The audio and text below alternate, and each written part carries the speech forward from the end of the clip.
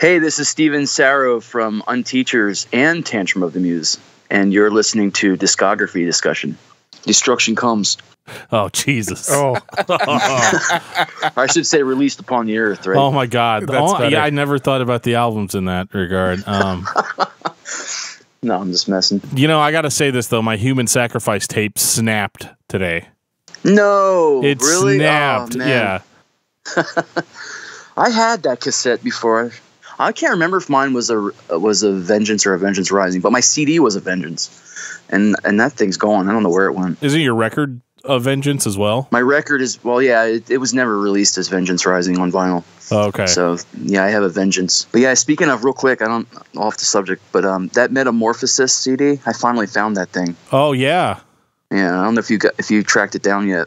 I don't have it yet. No, I'm trying to complete my Rex Records collection. And you're physical media, right? Like if I sent you the MP3s, you wouldn't care. No, because I've got the MP3. That's what I figured. Okay, yeah. If it didn't snap right in the middle, you can give me that Human Sacrifice tape. It snapped right in the middle of Burn. Oh, okay. I was gonna say because I could splice it for you. Of all the albums from them to snap, right? I know, right? But no, my copy Released Upon the Earth works fucking great. Yeah, it's crystal clear. Right. You can really hear that douchey instrumental jam in the middle of the album perfectly clear, but you what can't the hear, fuck is with those Burns. vocals? Like, oh my God. I don't know. I can't wait to hear you guys talk about it, though. That's for sure. It's gonna be fun. So which one of you guys shit all over Non-Existent? I just got to get this off my chest. Oh, that Jeff. was me. Totally me. I think this is going to start the podcast, right? Oh, God. Where do I begin? Oh. I don't know. Maybe you should talk to DJ about that. I think he actually. I'm just messing. I'm just messing. It's all right. I was going to say, DJ feels more like I do than what Dan does, surprisingly. I feel like once the lead singer, validates your own personal opinion, you kind of have a rock to stand on. And I do now. You know what? I'll give you that. And I'll even give you that record vocally is not like I would never listen to that album and say, "Oh, this is everyone's going to love this." This is why would anyone take problem with this vocal performance? I totally get that, but man, I think the songwriting on that record's amazing, though. Yeah, I said the same thing too. I said the vocals just make it so distracting. It's so hard to pay attention to how good everything else is. The vocals on that album are like one of those things where, depending on the time I listen to it, sometimes I'm like, this is so creepy and weird, and I love it. There's nothing else like this. And then other times I'm like, I get it, yeah, but it's still really cool. But I was just like, some of the episodes you guys do where I'm listening to them at home, I'm like, I get like when you guys did the Sepultura one, I was like, oh my God, if they shit on Roots, I'm gonna freak out right here. and then you started talking about Tourniquet in one of your episodes, and I was like, if they like Raw Vagina, I'm gonna be so mad. Raw Vagina, I've never heard that before. Yeah, it's just when you listen to him sing it like that. Think of Raw Vagina. Oh my God! Now, great, you ruined that for me. Vagina. This is payback for talking shit on Non-Existent. You know that, right? Oh man, you ruined my life. I apologize. I'm just excited to be on a podcast. I haven't been on one since I quit one.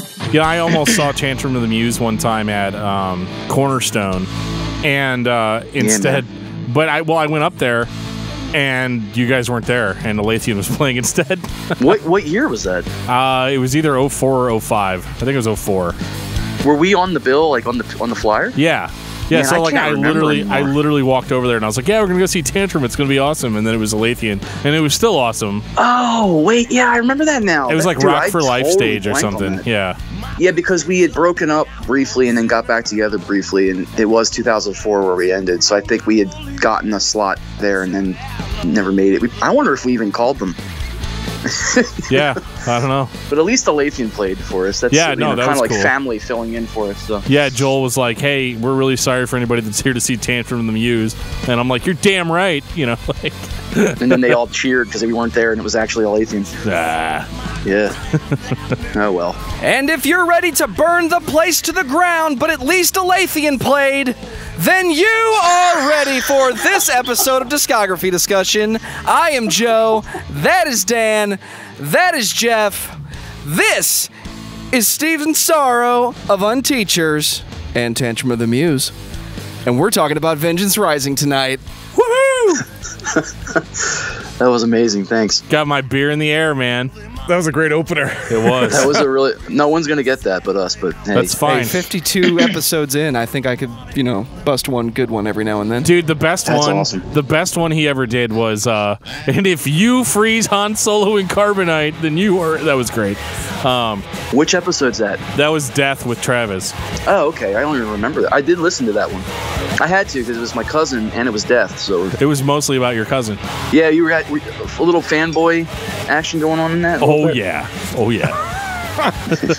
For sure.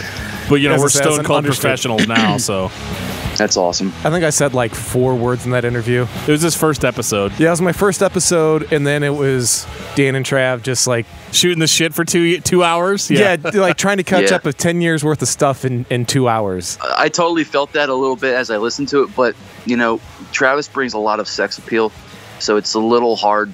Even when I was playing music with him, like he did Unteachers with us for a little bit, and doing that record was really distracting because his sex appeal was very intense. I could believe I'm his that. cousin, and I still sweat. And now we will pause for a quote from Travis Turner.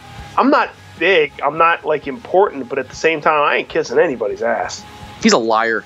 He's a filthy liar.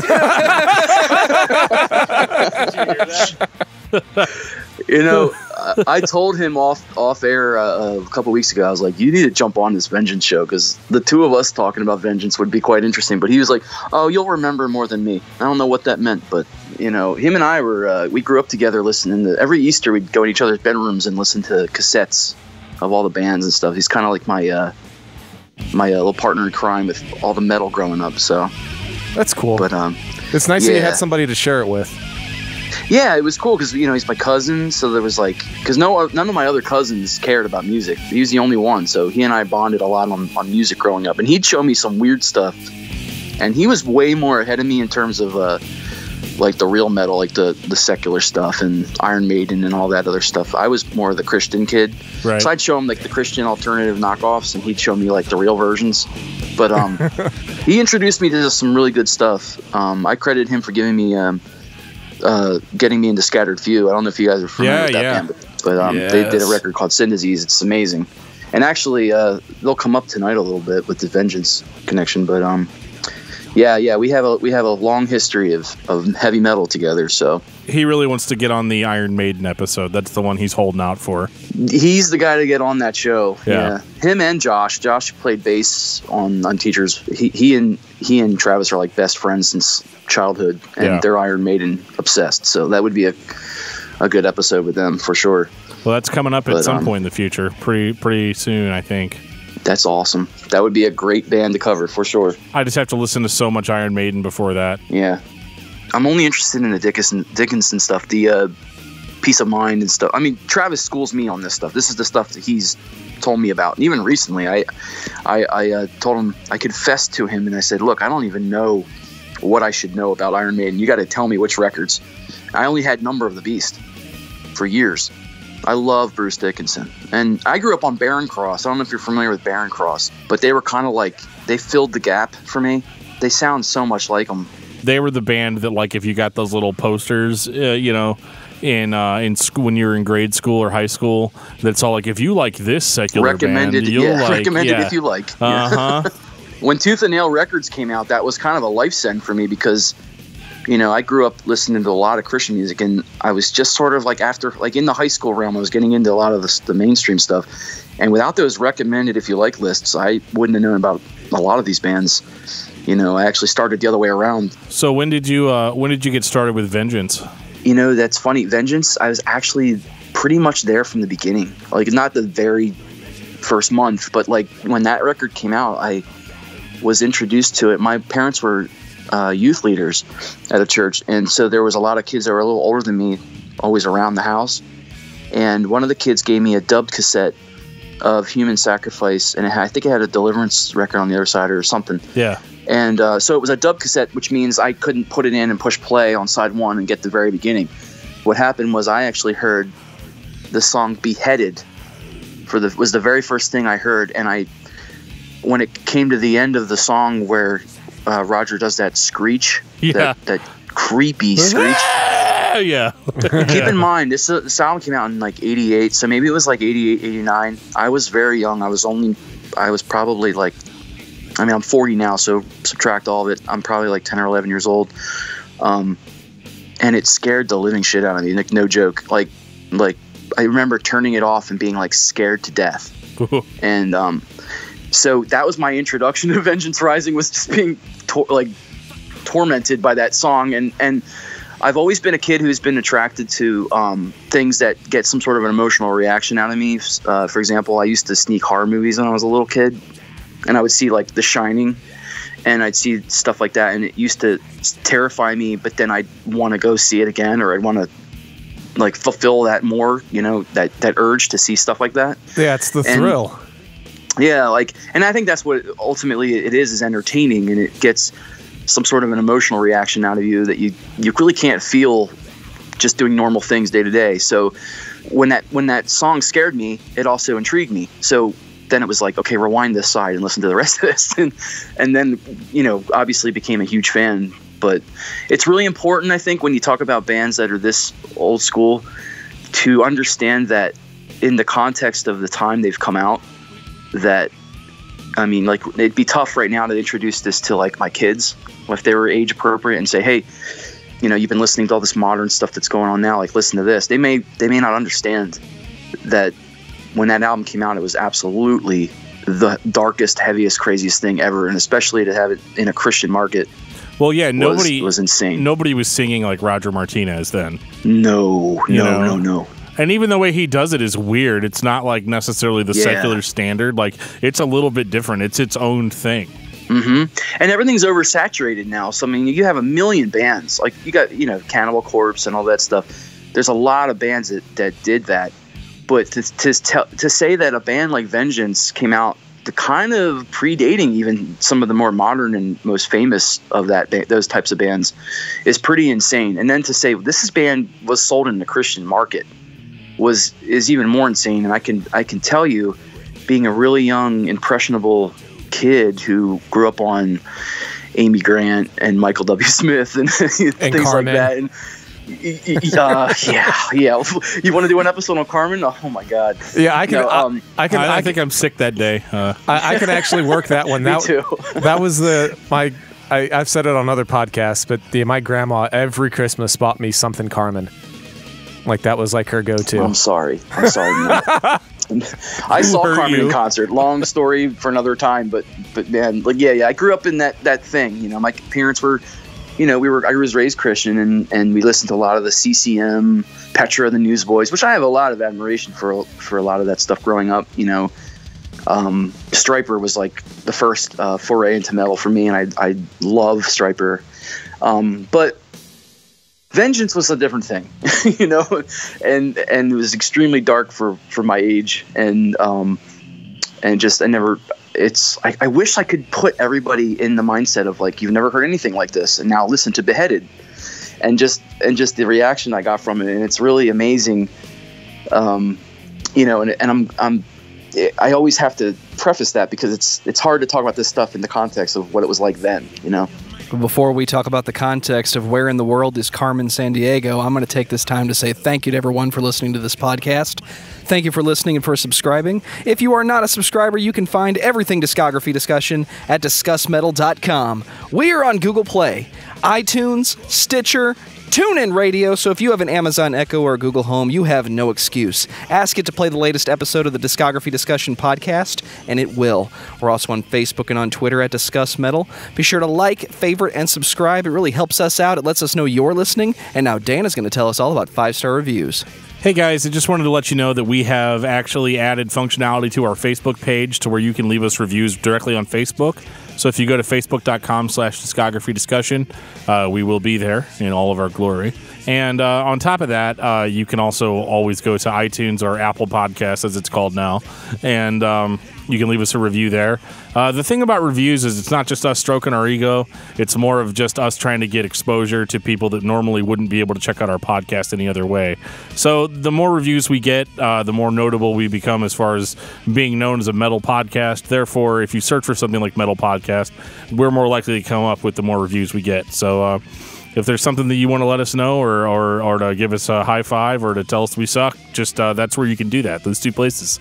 We'd also like to take this time to shout out Dave Cassidy. Yeah, we'd also like to take this time to shout out Dave Cassidy for being our sole Patreon member.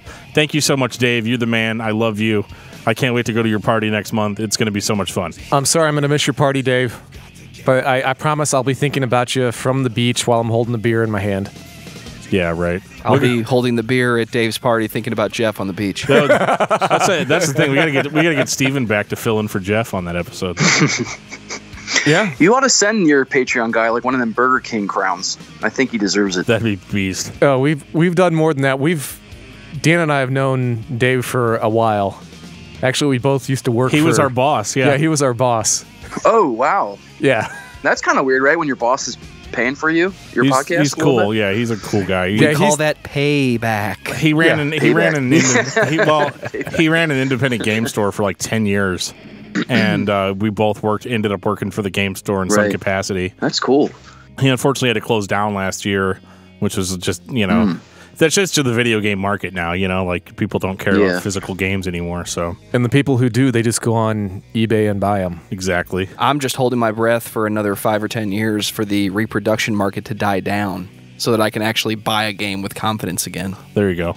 Well, yeah, I've seen that a lot with cassette tape collecting. There's a lot of like bootleg stuff out there. Like I'll buy some. Yeah, like I bought 2 Nile records recently on cassette, and they look really good, but they're not authorized. Like I looked online, and there was actually a statement from Relapse Records saying that these cassette releases were completely bullshit. Like they were never authorized or anything.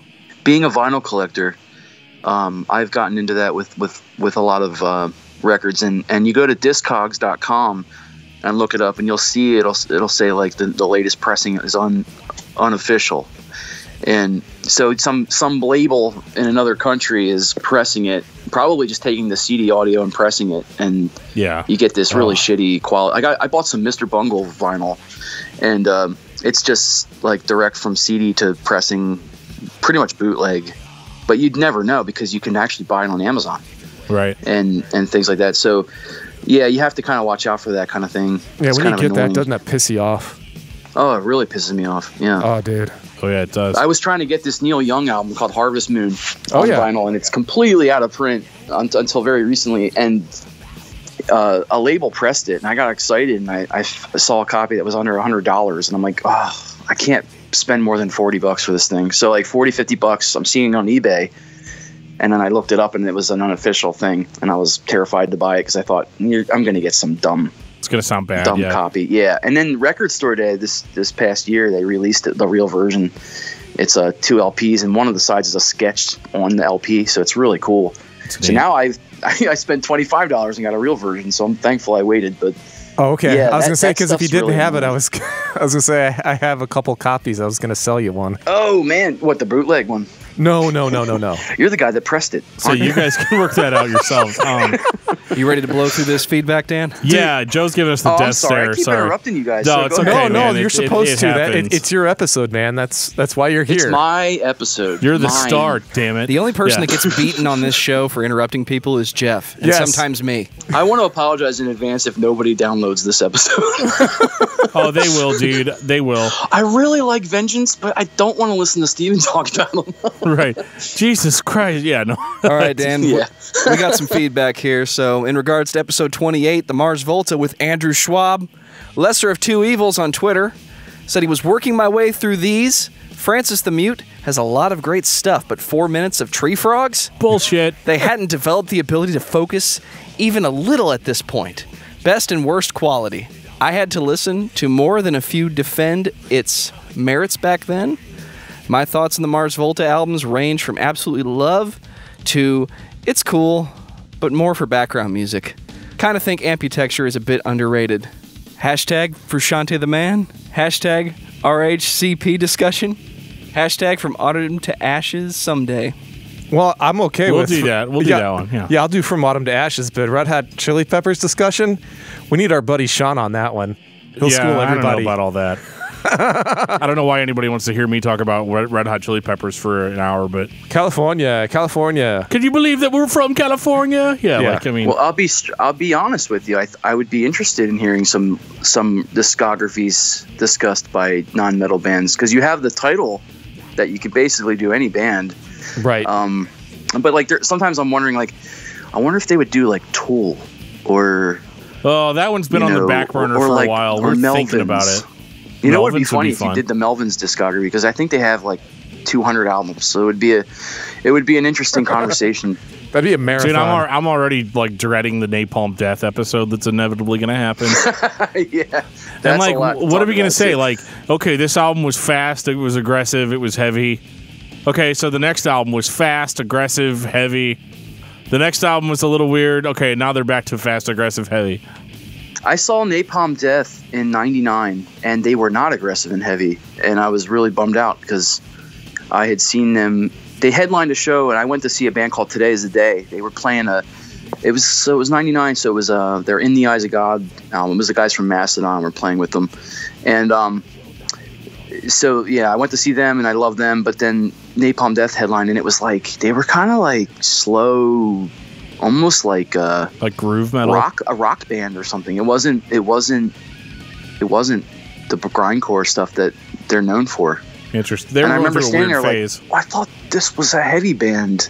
Right. Weird. I mean, they were false heavy, advertising. Yeah. Yeah, I was I saw them right at the worst possible time you could see them, and then because of that show for years I just stayed away from them, and then discovered them later, and I was like, what the heck, man, this band is amazing. Like, what did I see? So yeah, there'd be a cool band to hear about. You saw a band's midlife crisis is what you saw. Exactly. We got a YouTube comment in regards to episode 51, metalcore, metallic hardcore with the Telestai. Oh yeah. Max Nystrom. Okay, so metallic hardcore more punk than metalcore? To which I said, because I think I know what he meant, interesting point. Now that I think about it, that is a very good observation. Well, I'm going to throw a solid maybe out on that one. I think metallic hardcore and metalcore, I honestly just feel like metallic hardcore was the term for metalcore before we called it metalcore, but that's just me. Well, I think the point he was making was one is definitely more punk rock in its roots. The other became the more mainstream Killswitch Engage type right, well, bands. Like the bands that just play nothing but like Gothenburg riffs and breakdowns, like that's definitely metalcore, but like your metallic hardcore would be your stuff like Converge or Shai Hulud and Strong Arm and stuff like that.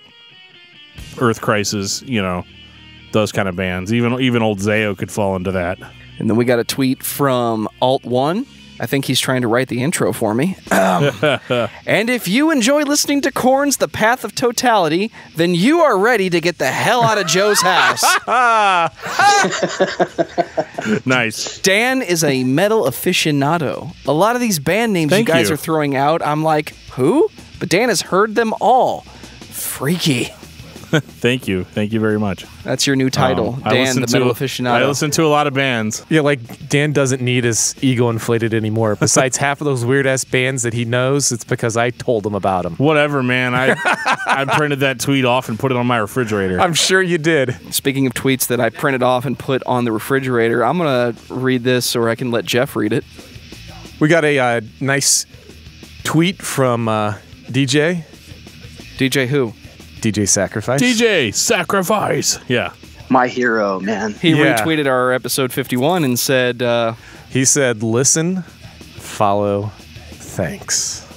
DJ, thank you so much, man. Like, we really... we are awed by your presence. So, and he's... thank you for the messages. Thank you for the kind words. He's amazing. He's one of the most down-to-earth dudes ever, and I love his vocals, but I also just love the man. The man, the myth, the legend. I mean, he has to be a great guy because, I mean, truthfully, I was kind of a non-existent. Kind of? I was more than a little kind of sort of rough on the vocals on that. You talk about a gracious individual, that's the man. I think he's heard it for about 20 years, 25 years now. Yeah, he was super cool about it. He was just like, it's not my favorite either, but so what? Well, him and the guys from Tetelestai might be cooking up something really cool in regards to that. So, And you should check our episode out for exclusive for some coverage on details. Yeah. And if I may just real quick interject, that band's really awesome. And the fact that they got DJ to come out of retirement and sing on there is seriously one of the coolest things I've heard in years. I'm just like, bravo, dudes. So we got one more. Back to Twitter. In regards to episode 31, Caius with Trey Suter. You went way back. Lesser of two evils. I guess he really is going back. Caius. You guys did Caius? Yeah, Yes, dude. we did. I need to hear that. Catching up on your Caius chat, I'm quite sure I read somewhere that Josh Homme used a bass amp to record his guitars. At least on some of the early stuff. It was on Blues for the Red Sun. Down-tuned guitars into bass amplifiers for the distortion featured on the album. Thanks, Wiki! Yeah, Wikipedia is a great thing. You know, that's a good point. I wonder why all the heavy punk rock guitarists, they like to sneak in bass amps during recording. Because, I'm thinking of I'm thinking of the Misfits, etc. But then all the heavy bass players use guitar amps. Lemmy, I think we're being sold a lie here, Dan. Yeah. Have I been buying the wrong amps all these years? I don't talk to bass players or about them, so I don't know. Unless their name's Josh Toomey. Yeah. Caius probably couldn't afford an orange amp back then. That's probably half the problem. Right. They seemed a little strung out. That was one of my personal favorite episodes of ours. Actually, was the Caius episode with Trey Suter from Rift.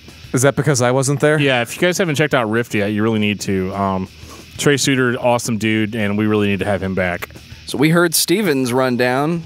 I'm going to turn back to Dan and say, tell me about Vengeance Rising. Okay, so Vengeance Rising is a band that I checked out probably a few years ago. A buddy of mine named Tom, not a few years ago, like 15 years ago. But hey, that's a few for some of us. I got into the band after the party was over, if that makes sense. That's typically my history.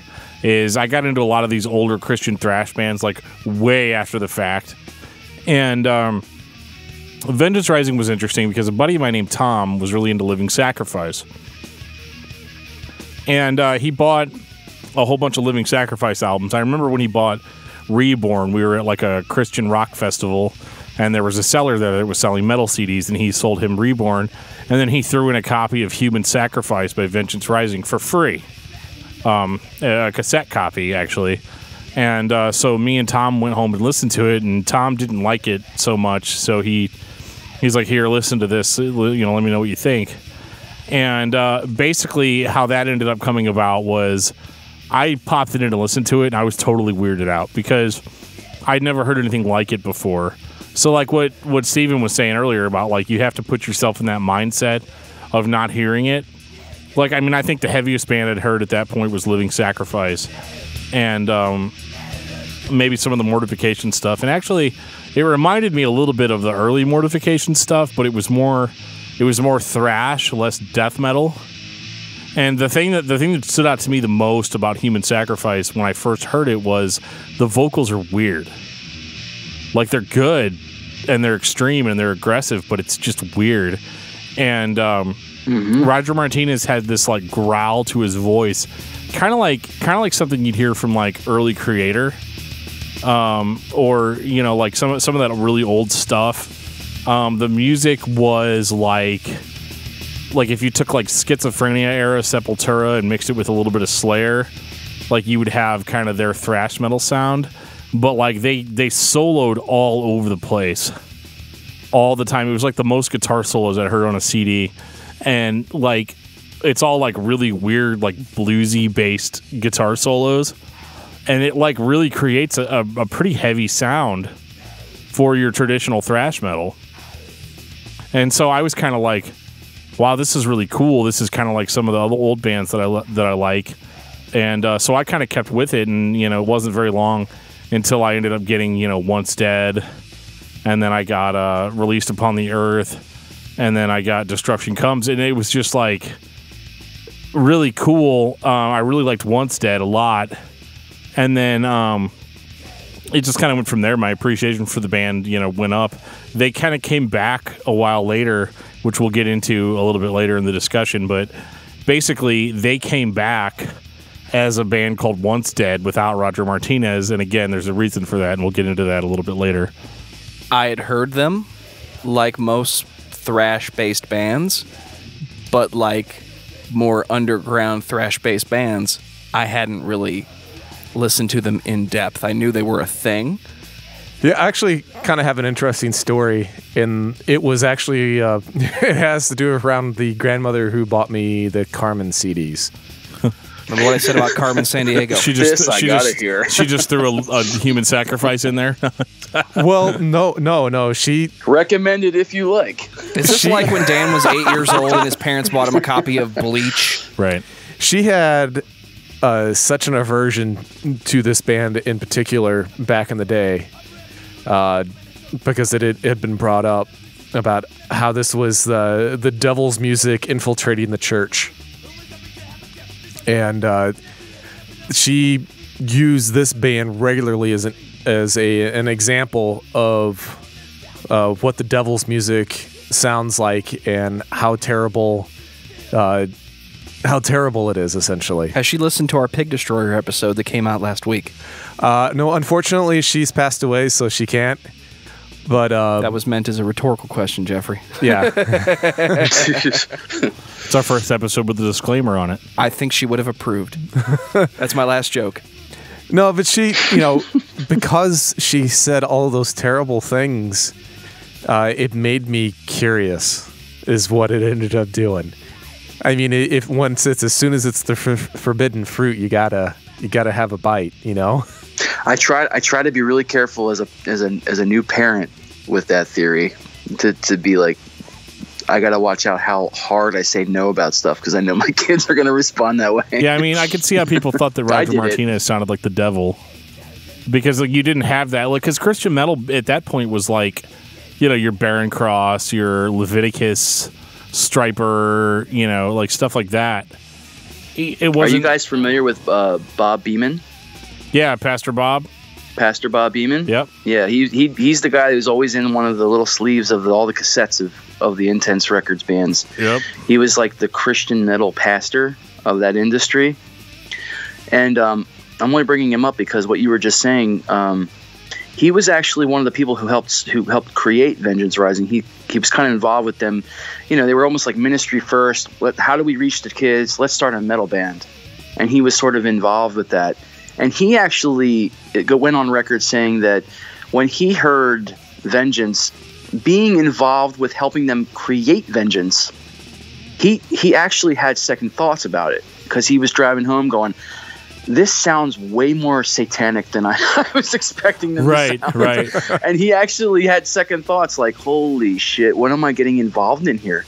Because this might actually be a really controversial situation I'm getting myself in. So yeah, it's funny you say that, because even people involved were feeling that way. Well, that's his hand on the cover of the album, isn't it?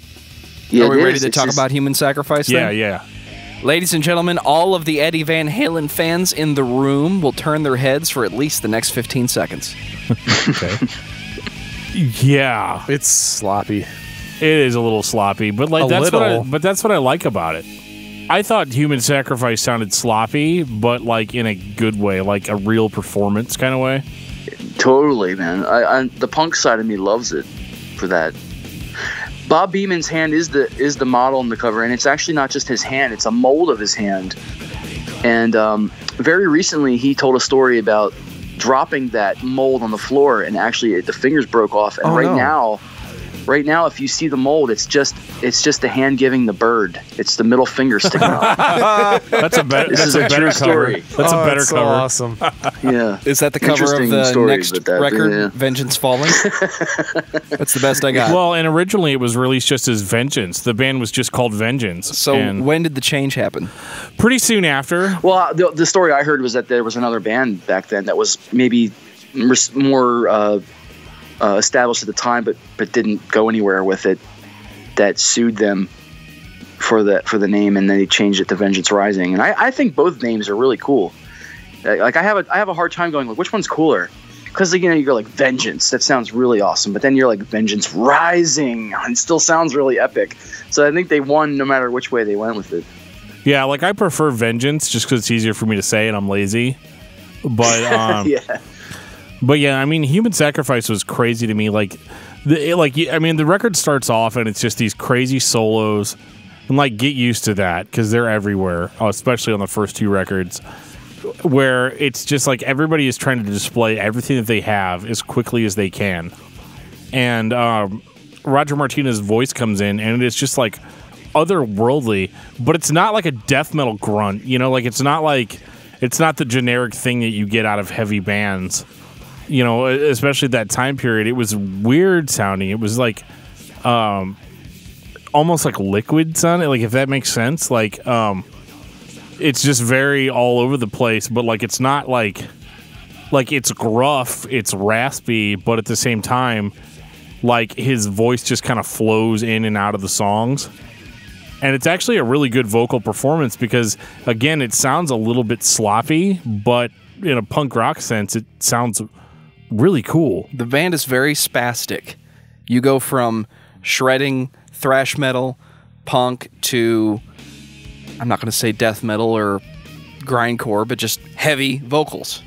It kind of predates death metal, though, if you think about it. I mean, it's sort of like it's right there in the beginning. I mean, like bands like Death didn't even really have that death metal sound yet. Yeah, it was just shouting. Like the first one or two. Yeah, it was like Cannibal Corpse and things like that were how we think of death metal didn't really get there until like the early 90s. And this is 88. So I mean, it's kind of like I would say one of the first death metal albums that's kind of creating that sound, It wasn't quite there yet. Yeah, Carcass is the only thing I can think of that was out at that time that sounded even remotely similar. But this is a lot more listenable than what Carcass was putting out that year. I like that Carcass stuff just because the same reason why you like cheesy B flick, horror flicks. But this was different too in the sense that this is early Christian metal, so you've got that like really satanic sounding vocal and thrash metal, which most church people don't approve of. But the lyrics were really overly evangelical. Yeah, I mean, I should tell you guys, I'm a pretty conservative Christian, and what's interesting as an adult, listening back to some of my older Christian albums, lyrically, is Vengeance is probably the only one that sticks out to me that actually has some sort of a doctrinal theology, a solid theology behind the lyrics. It's not just very simple, your typical Christian, the lyrics that are very commonly sung amongst many Christian artists. Like their stuff was a little deeper lyrically. There was a theology behind it, and I didn't get that growing up.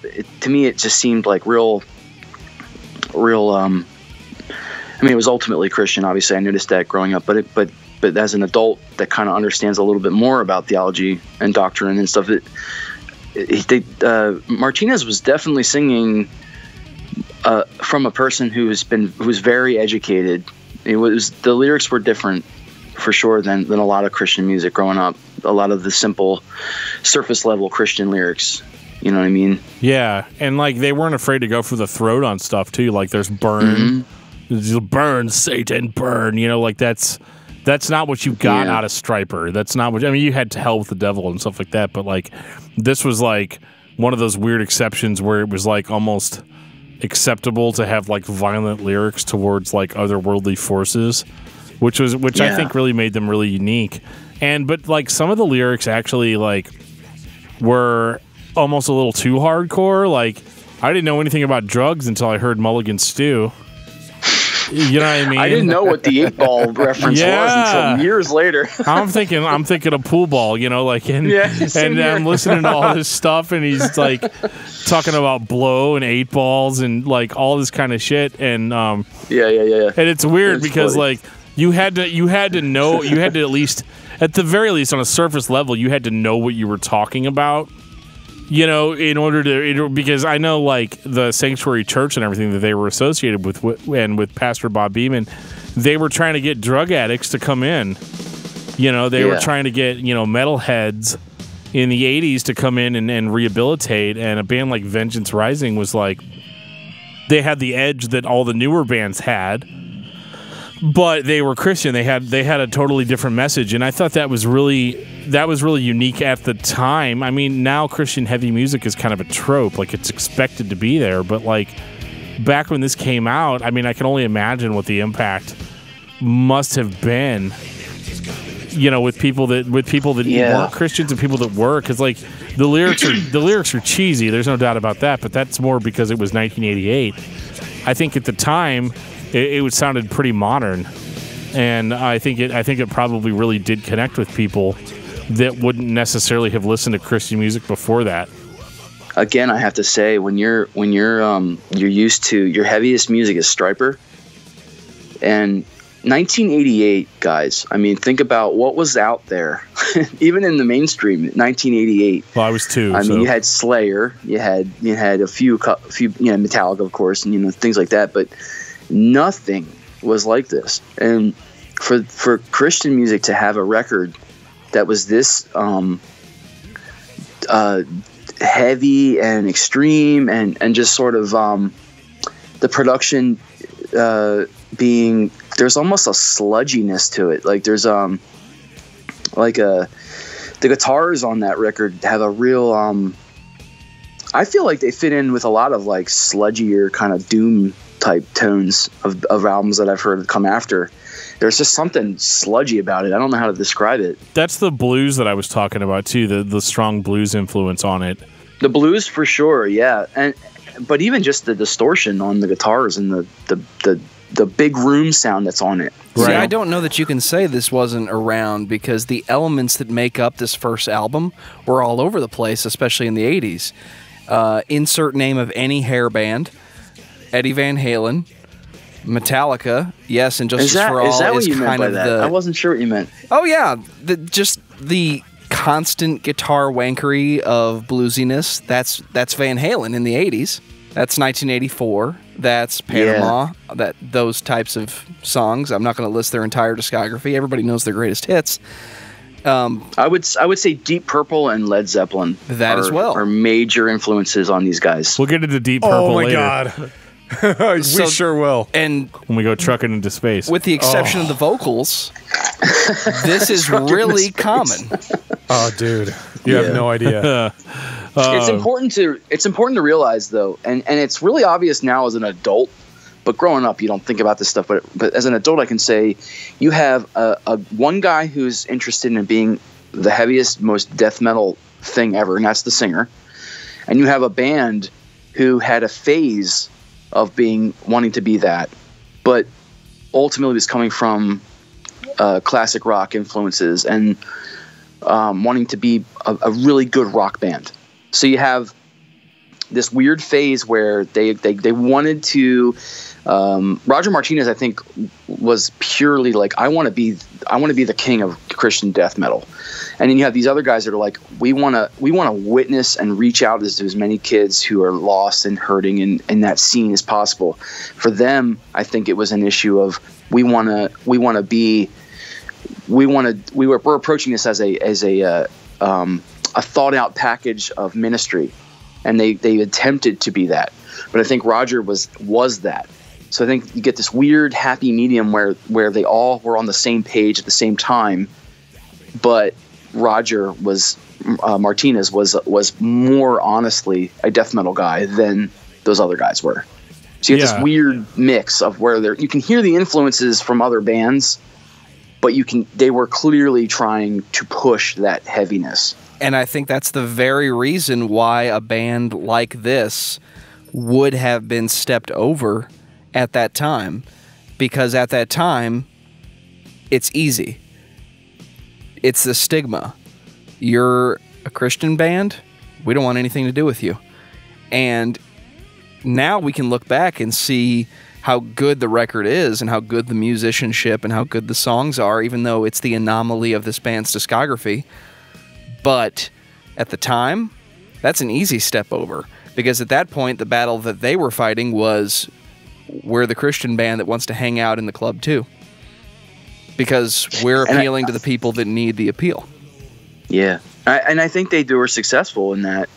I don't think there was an issue really where they were not respected, because I think that when you hear songs like Fatal Delay and Beheaded, and of course the first song, I think it's kind of hard to listen to it and not give it its credit of being just like absolutely teeth grindingly badass. I mean, there's riffs on that record that I don't know how guys like Slayer, I mean, not that I'm even aware of, if they were aware of being on the radar of Vengeance Rising, but I'd be hard pressed to think that the mainstream metal bands of 1988. So you're thinking like this might even just be before Injustice for All. I'm not sure what. I think that's like what, 88 or 89. 88.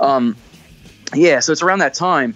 I'd be hard pressed to believe that those guys wouldn't hear this record and think like, dude, this is some upcoming underground band that's gonna be good. That's gonna blow up. Like some of the riffs on that record are just so undeniably heavy and don't sound like Christian music in any sense, that I don't know, man. I just think that it would surprise me that I think their biggest struggle probably was that they were trying to play to Christians. You know. Well, and I think that's why it was listenable though. Like, I mean, if you listen to the songs on Human Sacrifice, they have hooks. You know, it's not like Mortification's self-titled album where it's just like thrash you to death from beginning to end. Mm-hmm. There's some melodic passages in the songs. There's breaks. There's a lot of like really catchy. I mean, just listen to Human Sacrifice and try to get that shit out of your head after you hear that song. You know, like it's impossible. Just as a sidebar too, I don't know if you guys noticed, but Roger Martinez produced that first Mortification album. He actually went to Australia and was involved in that. And I think his mission back then was to get more bands to be extreme like that. And that first Mortification, when I first heard it, I remember feeling the same way as Vengeance. It was terrifying. This is extreme stuff. Yeah, the vocals were really extreme, even more so than Vengeance, I thought. Do you remember a time when Mortification was a band that people took seriously? Sorry, that's totally off topic, but yeah, it's just Jason crazy. Sherlock, man. Because I remember thinking that first Mortification album. I mean, I remember like my first thought was, you know, because like the Mortification that I'd heard at that time, like around when I heard Vengeance, like I said, like I was listening to like nu metal and stuff like that before, and I was thinking stuff like Project 86 and POD were like as heavy as it got, and then I heard Living Sacrifice, and that kind of opened up the door for like more extreme music. And then I heard, you know, Human Sacrifice by Vengeance Rising, and so I was like, well, I wonder what Mortification sounded like back in 1990 something, you know. And so I went back and I listened to the self-titled, and I remember my first thought was like, fuck Vengeance, like this is insane. There was this promotional cassette called Art for the Ears that came out. It was an Intense Records. Basically, it was an Intense Records sampler. What do you call it? A sampler CD that was kind of like almost a resume of, well, here's what we have been doing. And it was called Art for the Ears, and it was the metal version. And that's when I first heard of Mortification, because it was actually like this. We were getting a tour of like what was going on at that time. Right. And when they played the first Mortification album, and I first heard that, like, it was Brutal Warfare they were playing. It was that, you know, when he comes in with that demon forces, they will bow. I remember just being like, holy crap, this is like so heavy. And it's just so bizarre to me that there was such a short window of that kind of stuff. Like I guess with the bands like Tooth and Nail Records, you know, things like that coming up, and Living Sacrifice kind of switched to more of a hardcore sound, and there was a real small window of extremely death metal type stuff coming out. But it was because when Tooth and Nail took over, it was all hardcore. Yeah, like if you're only getting into heavy music in the 90s, and or like the mid 90s or late 90s, and then you go backwards, you'll find it gets heavier. I think it does in some way, or more extreme, I should say. Maybe not the production, but the musical style, you know. Well, they were pushing the boundaries, you know. Vengeance and Mortification at the same time were pushing the boundaries of what Christian extreme music could actually be, and that was really cool. I know, like Roger did a vocal cameo on the song. I think it was Satan's Doom on the first Mortification album, and because you can kind of hear him growling in the background, but. What was interesting about Human Sacrifice, to go back to that, was that, you know, it was catchy as hell. And I think that is how it caught hold with the Christian market, in the sense that it was a little bit more listenable. Like, if you show the average Christian, like, Scrolls of the Megaloth, they're going to be like, that's too far removed from me. Yeah. But Vengeance was the interesting combination of, yes, it is extreme metal. However, it's catchy. It has melody in it, and the guitar players can shred. Yeah, it's like this perfect marriage of like it's dated, and like you would never hear a new Vengeance album coming out on like Solid State Records, but at the same time, it's extremely brutal, and in some ways the musicianship was like okay, Unteachers, my band, we released a 7-inch. We recovered Fill This Place With Blood, because we thought that song was so completely badass and so heavy and so intense. And I just remember being like, we've got to play it, because there's almost a punk energy to it too. And so we covered it. And you know what's funny is we didn't even make it any heavier than it already was. It's still heavier than our version. And it's still more kick you in the teeth heavy than our version. And we tried. And we even added blast beats. Travis blast beated through some of it. We still couldn't get it as heavy as that original take, because those dudes were slaying with the guitars. We took a more, punk edge to it. But those guys were like strumming so fast and so heavy that we couldn't even in 2000, whatever year it was, 2014, 12, whatever, I don't remember when we did it, but we couldn't even, like, we had all that time to improve it, and we still couldn't improve it. You know what I mean? Well, yeah, and like that's I remember I got a text from Jeff earlier this week that was like, man, these guys are heavy, like these guys are brutal, they really were. And for a band that old, I mean, that's a pretty big compliment coming from Jeff, because he is ultra modern on a lot of his metal appreciation. And so to hear him say that, like, dude, these guys are brutal, like, it really says a lot to what they had going on. I was teasing Dan. I said, maybe that wasn't the brutal I was meaning. No. We all know what you meant. Well, I heard the record. Yeah. Yeah. I meant cheese. No. But cheese. That's kind of the ultimate test too, is like, can you introduce this to somebody who didn't come up on it?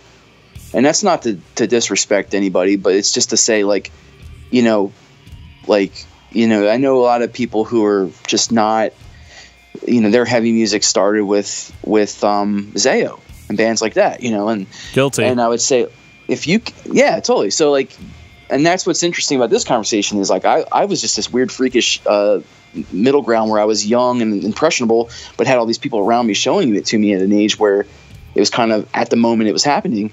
But I know people just a few years later that didn't experience heavy music until Zayo and Solid State Records. But the test of time for me is can you get these people to listen to that and to appreciate, to really examine, like, this is heavy, regardless of if I can pick apart the fact that it's dated or if the production isn't modern or whatever. And that's ultimately what matters. So if you can listen to it and go, man, this is intense, and honestly, like, Zayo and bands like that are doing something heavy and intense that's different, but they're not doing this kind of thing. This is also a musicianship that you don't hear anymore. Strumming those guitars as fast as they do, and that's why there's bands like Slayer and Metallica that there isn't so many of them. And there's an underground current of bands that are throwback and death metal, but in terms of just like in the mid 90s and all that, there was a drop off of that stuff. Death started that way, but then they got more technical and things like that. And then, there's always this weird modern twist to everything where, around the mid 90s, things changed and it was like, oh, let's do what Seattle's doing, or let's do what California's, like Los Angeles has a scene, and let's do, things went more of a hardcore. And then there was always that West Coast versus East Coast punk thing, and there was all that modern stuff happening. But before all that, there was so much, the metal was so underground and fast and furious, and it just sort of, it's either like really underground now, but it never really like stayed on the top. You know what I mean? It never stayed mainstream. Even Metallica, like, what did they do? Like, they did Injustice for All, and then they did the Black Album. By 91, they were already done, slaying like they used to. So, it's interesting how things have changed, and to have kids at this age go, well, let me hear Vengeance now, and let me try to put my mind in the zone of like 1988, what that was like.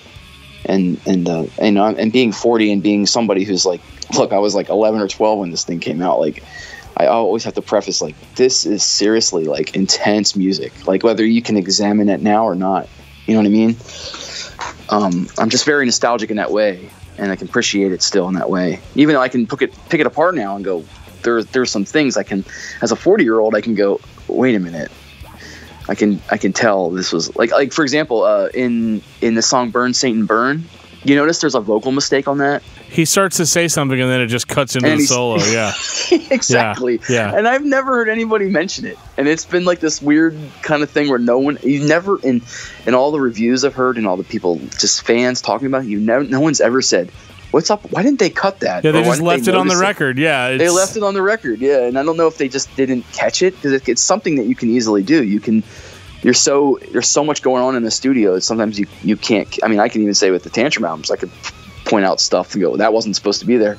But like, I listen to it now and it's so obvious and it cracks me up. But again, I think I love that about that. Like, it's just honest and it's not overproduced. I think overproduced is the problem for me. So like, when things get to be perfect, Yeah. Well, I know in 1990, when Seattle was getting ready to take over, Once Dead was definitely not what they were doing in Seattle. Right. It's one of those, like, how do they true. top Human That's Sacrifice at this point? I mean, that record had, everything that we just said, and more. Like, that record was so phenomenal. So, like, how do you follow that up? Here's how you follow it up. You put your album cover, you make zombies on your album cover, and then you get banned from your record stores. That's the next step. Get banned from Christian bookstores. All right, Christian checked off the list. Bookstores, yeah. Step 3. Step 3, profit. Yeah, like, they man, Once Dead. No publicity is, or what does they say that about, like, bad publicity? It's no publicity is bad publicity or whatever. Right. That kind of works in this regard. Once Dead is just a nut job of an album. I mean, it's like, you start off with Warfare and they're doing the Lord's Prayer and he's doing it in the growl. Like, how many people did that piss off? Our Father who art in heaven. The answer is a lot. Be thy name. Yeah, like, it was. It couldn't be anything worse than what Dave Mustaine was doing on Trust. Right, I know, but it was just one of those, like, wow, man, they're like really kind of almost stepping up the controversy game on this. Well, I think that's kind of his MO. When that record came out, I distinctly remember the album cover being a serious problem, and they were not able to market that thing because it was just unheard of. Again, I mean, they didn't belong in the scene they were in. They really could have just went toe to toe with Cannibal Corpse and all that. Because, I mean, granted, the Christian lyrics, but they looked and sounded nothing like what was the Christian scene was about to accept. I mean, they would not even sell that thing in the stores. I'm amazed that I even got it on cassette, because I remember just hearing all over the place, like, this record the cover art is just untouchable. You can't get it. It's banned, the big B word, banned. You know what I mean? Well, we mentioned context. We mentioned how important that was, and especially at that time, you either fit the mold of what a Christian artist was, or you tried to hang out with the big boys. And if you were hanging out in the middle trying to make it work, it doesn't really end well, with limited exception. Tourniquet's still around. Raw vagina. But sorry. I'm sorry. I met Roger Martinez. So here's the thing. I went to Creation Fest. You guys ever heard of Creation Festival? It's like Cornerstone, but it's way bigger because it's more, it's a little bit more family accessible. It's not, they don't put a lot of the heavier bands and stuff like that in there. It's a little bit more like of the Billboard topping stuff, like Newsboys and stuff. So anyway, I went there in many years, but the one year I went there was 92. I think it was 92. Whatever year Released Upon the Earth came out. And I'm sorry that record came out that year. Thank you. I was walking around with my boombox. I had my boombox on my shoulder, and I was blaring Destruction Comes, actually. The 90s. And yeah, I'm literally like that guy walking around, and no one else in that entire festival wanted to listen to the stuff like that, and they were telling me to turn it down and all. And I'm walking around, and I walked up to the one merch tent building, whatever it was, and there was Vengeance Rising had their entire merch booth set up, and Roger Martinez is standing there, and there's like literally 30 or 40 t-shirt designs. It was the craziest thing ever. Their t-shirts were the coolest thing ever. I wish I had bought every single one of them when I was there. But the reason I'm bringing this up is because they had on the table, Roger had put secular death metal CDs and then his stuff next to each other.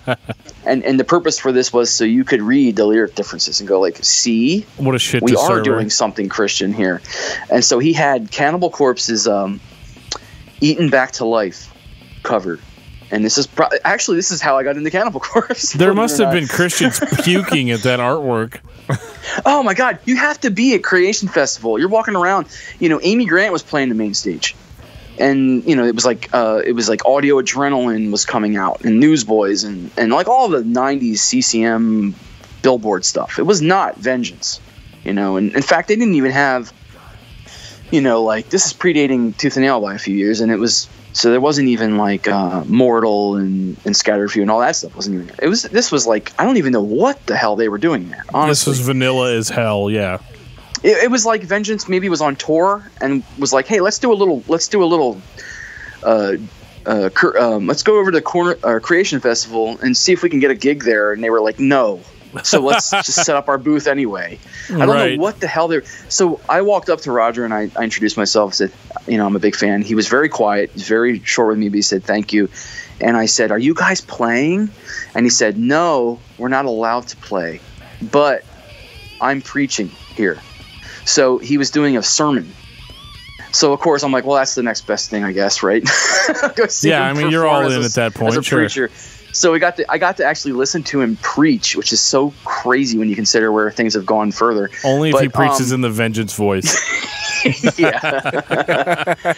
Yeah, that might have been a little more engaging at the time, but, yeah. But he had Eaten Back to Life on the merch table, and he had a couple of things like that. And his idea was like, read their lyrics and listen to what they're saying, and then now compare it to my Once Dead album cover, and like, can you see the difference? Now, I mean, I already realized that, but I guess moms and dads had to actually listen to the compare them, and that's what he was there doing. He was there kind of promoting, preaching and kind of reaching out and doing his thing, but. Yeah, it was just funny because when we talk about that album cover, it's like, man, I remember him literally having to campaign using the Cannibal Corpse covers to compare, which is crazy to think about and sad to think about, Right. But yeah, and it's an interesting memory, just meeting him and listening to him preach, and just it all went over my head because he was so theologically deep at the time. And that was a year of Released Upon the Earth came out, and then I bought the cassette that year and was listening to it. And that was a shitty drive home. It's funny. I got that and Scrolls in the Megaloth. They both came out the same year, and I bought those two cassettes at that Creation Festival. And which one is better than the other? Yeah, easy decision. Yeah, but it's funny when you're like as young as I was then, you don't notice quality differences. So like listening to Released Upon the Earth then was okay. Right. It's only when you start to examine music now that you're like, wait, I was duped a little bit. Right. So, like, Once Dead is a record, I think, is the perfect follow-up to Human Sacrifice. It's still more or less it's still more or less the same band. You still have that heavy bluesy influence. You've got Roger doing I don't even know what the hell Roger's doing. But it sounds good and it works. The only downside I'm going to throw on this record is that cover of Space Truckin'. Yeah, that was bad. From this end of time, it's hard to. Like then, of course, I didn't even know it was a cover back then because I didn't know who Deep Purple was when I was a kid. I should preface that this is the time where you remember when I said a little while ago that you had guys that were going through a phase. This is where that really comes to a head. So you have an issue now where the Roger is wanting to go more and more extreme, and the other guys are like, we kind of want to introduce some other elements to our sound. Like, so that's why you have Space Truckin'. That's also why the vocal performance on Among the Dead is more melodic. I don't know if you ever picked up on that, where Roger's going, "Do you see the blah, blah, blah?" And he's kind of like doing singing more of a it, trying melody. to sing it, yeah. Yeah, and the reason for that was because the band was pushing him to do that, and they were saying, "We really want you to kind of clean it up a little bit." And that's the sign of the times. That's the sign of where things were heading with these guys. It's still that way, man. It's still that way when you're a heavy vocalist. It's still that way. There's always people pushing you to go melodic. Totally, yeah. Even if you don't want to do that. I mean, I remember that. Like, even in my own band, there was a whole lot of like, "Why don't you sing more?" And it's like, well, I just that's not what I want to do. I mean, I'm sure I could sit there and shit it out, like make it sound good or whatever. But like, that's not my focus. That's not why I showed up to practice today. Like, I showed up because I want to be extreme. And so it's interesting to see that like that aspect of heavy music has not really changed over the years. Yeah. There's still those people that are like, yeah, but we want to have a song that like we could play on the radio. I mean, essentially, what you have is one guy who's just living death metal, and you have the other guys that are like, we're a band. We can do a lot of things with our music, because the truth is, and you'll find this out as you go listening to Destruction Comes and Release Upon the Earth, is that you had Roger Martinez was a visionary vocalist with a sound, but the band wasn't him. The band, he had a solid band behind him for those first two records, but that band wanted to do more and wanted to do stuff that was different. And Run's Dead is that perfect record where you hear them starting to really experiment and doing a lot of other things. They started introducing their blues elements and their Zeppelin elements, and then you even have things like, what's that one song where it's like real creepy? It's like is it The Abyss? What am I talking about? What song is that? Into the Abyss. Into the Abyss, where it's real. There's a lot of experimentation going on that isn't as straightforward as Human Sacrifice. Yeah, it's a little different, and like, yeah, the backing band was really good. So now I don't know the whole story about what went down after this album, because it was before my time, so it's before the time. Before the time. But I know, like I don't know what the whole story was behind that, but I understand that you were kind of on the mailing list during that. Yeah, yeah. So like if you were a fan in the early '90s and you were on the mailing list, I wasn't on the mailing list, but Travis, my cousin, he was, and so he ordered some merchandise, some shirts or something, and what he got was this mail out pamphlet, this gigantic pile of paper stapled together, which was Roger Martinez kind of like having a coming out party of like, here's where I'm really at, and I'm done with this Christian thing, and I'm done with the band. We're done. The band broke up. I'm moving forward with Vengeance as a satanic band. This was around Released Upon the Earth, I should say. It wasn't before Destruction Comes, but yeah, if you're on the mailing list, the breakup part didn't happen until 2 more albums later. But after Once Dead, what happened was Roger had flown to Australia to work with Mortification, and when he came home, the other guys had said to him, "We're done. We're moving on."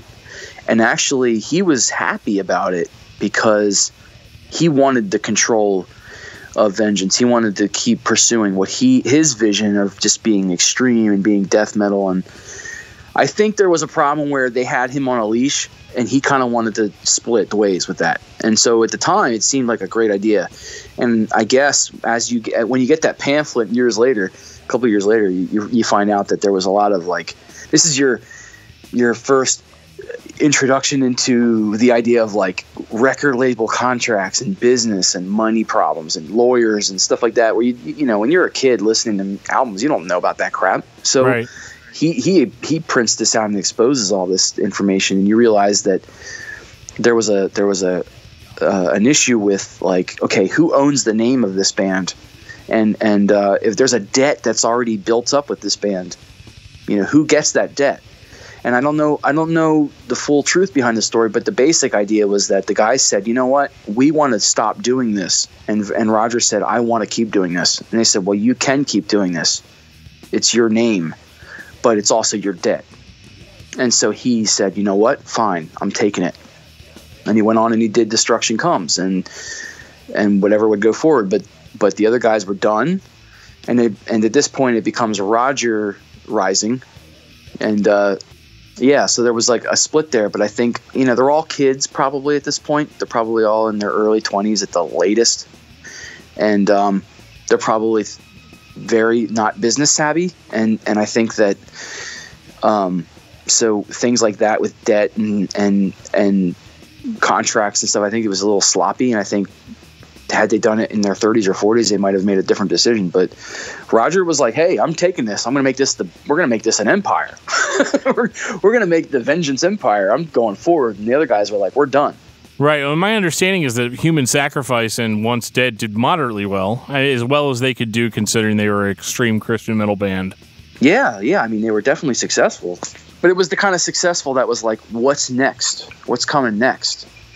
And right at that spot where they could have gone bigger and better, they stopped. Do you think that Roger had the idea that because Human Sacrifice and Once Dead did so well, that he was going to easily be able to take care of that debt? I think so. I mean, I think he felt like the best is yet to come, and he was very confident. Because he can go straight death metal now. I mean, he just helped Mortification, who did moderately well, again, as well as you could do as an extreme Christian metal band. And I think he thought that, this stuff's going to get heavier and heavier before it gets any softer. You know what I mean? Yeah, in his mind, I think and I kind of remember the reputation of Roger Martinez was that he was kind of like, he put a stamp on a lot of things. Like he was sort of like, by this point he was doing vocal cameos on Deliverance. He was doing on the song It's the Beat on What a Joke. Sacred Warrior, he did the song The Flood. Sacred Warrior. Mm-hmm. So he was kind of like the guy that everyone was like, "You're the leader of this death metal extreme thing.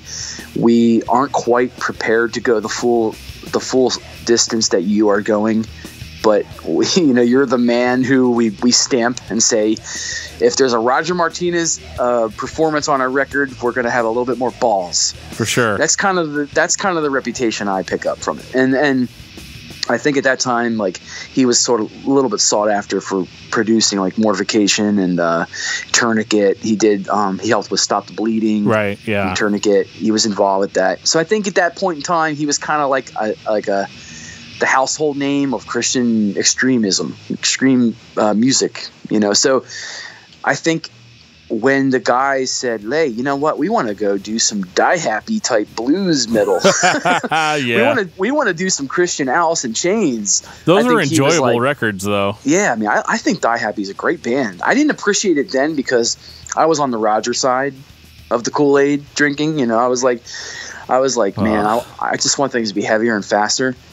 And the thing about Vengeance is funny is like the album covers, the album art, and the logos. And this is something I think that even Mortification was capable of doing. Was like, you could think to yourself, this album might be good because you'll look at the cover art and you'll look at the logo, and no matter how shitty Mortification was, or had become, I should say, if they had that same logo and they had a really cool cover art, you'd think to yourself, this might be actually good. Yeah, it kept me going for a long time with more, Yeah, that's a thing. Like, that's like, if your album cover looks cool, you really can dupe yourself into thinking that the record's going to be cool.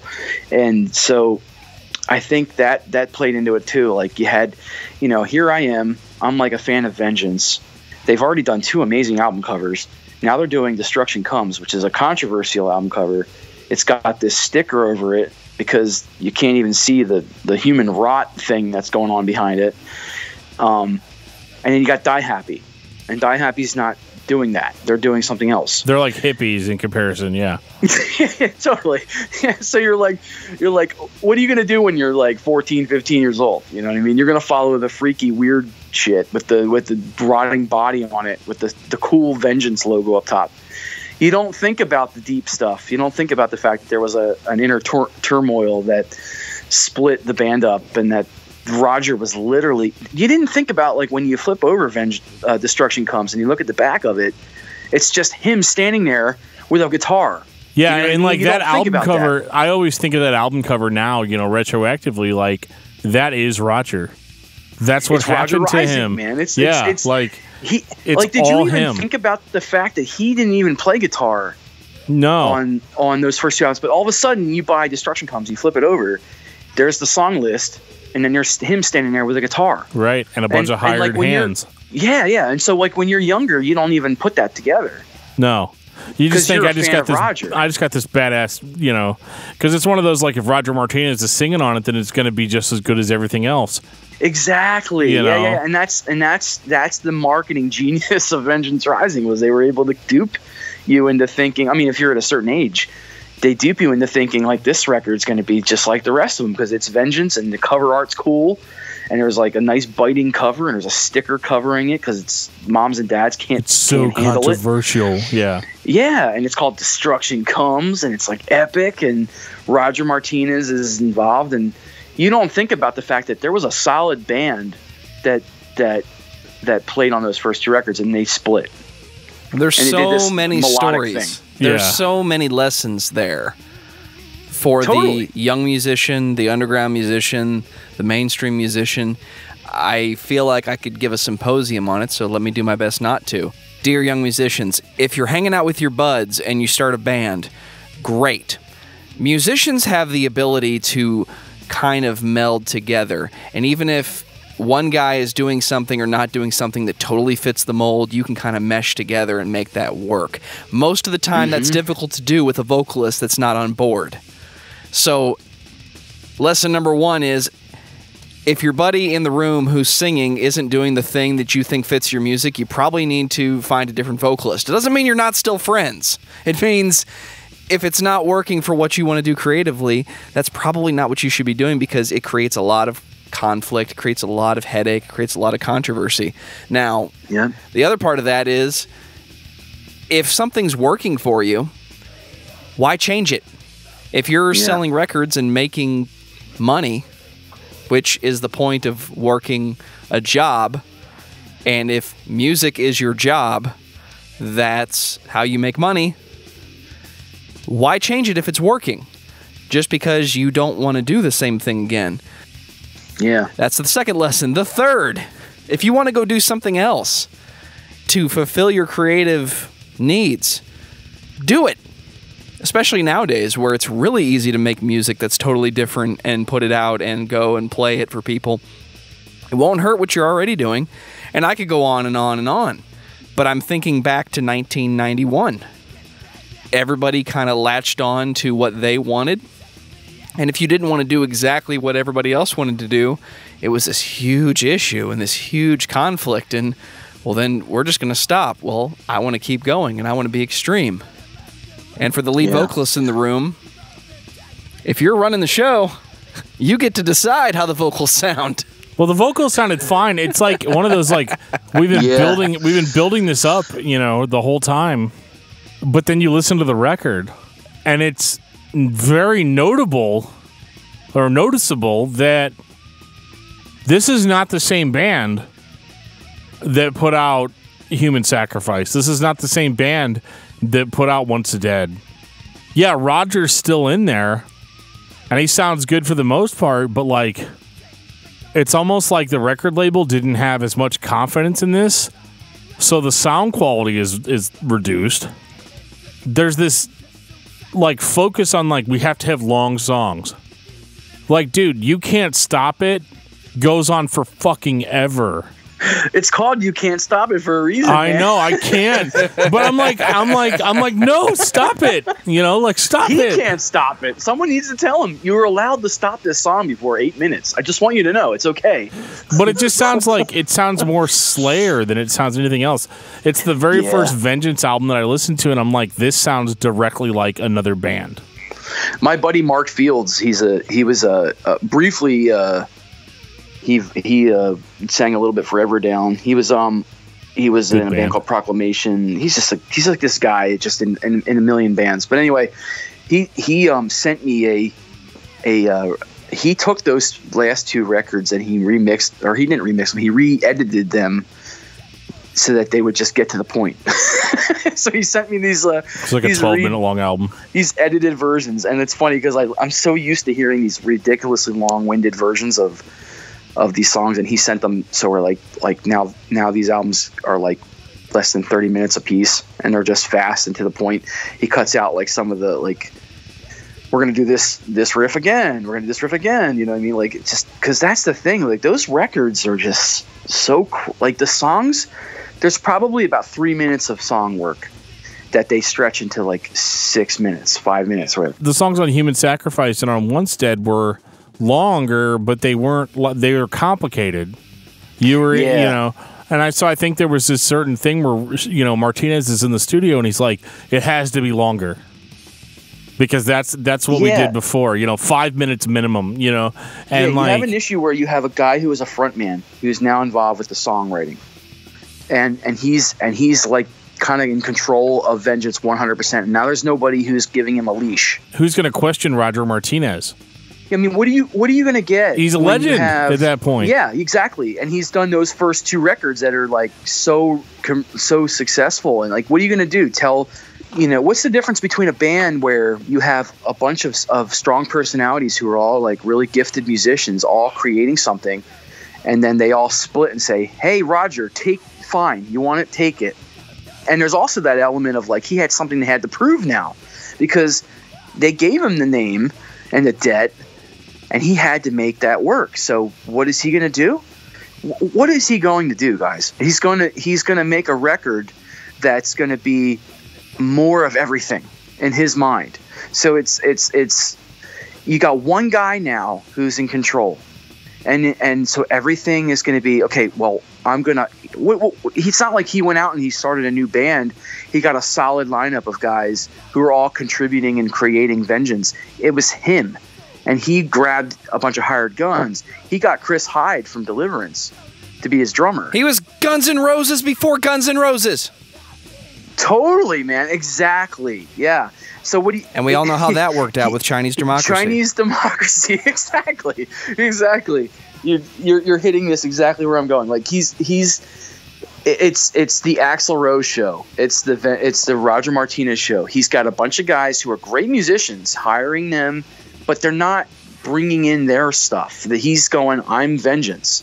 So he's got George Ochio, whatever he says his last name, guy who played on Deliverance, Weapons of Our Warfare and all that. He's playing guitar for some tours. You got the guy from what's the drummer's name? Chris Hyde. You got him playing from Deliverance, Weapons of Our Warfare and all that. He's playing drums on Destruction Comes, and he's just hiring people.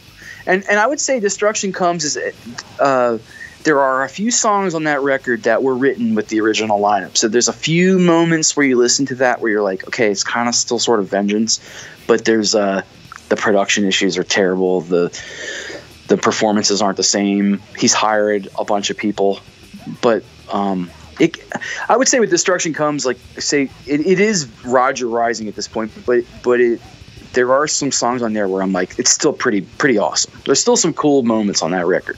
What do you got bottled up, Jeff? I know you got something loaded. I think the big reason why you get essentially 2 different bands is because you have the dichotomy and the varying voices on the first 2 albums are what make it a good band.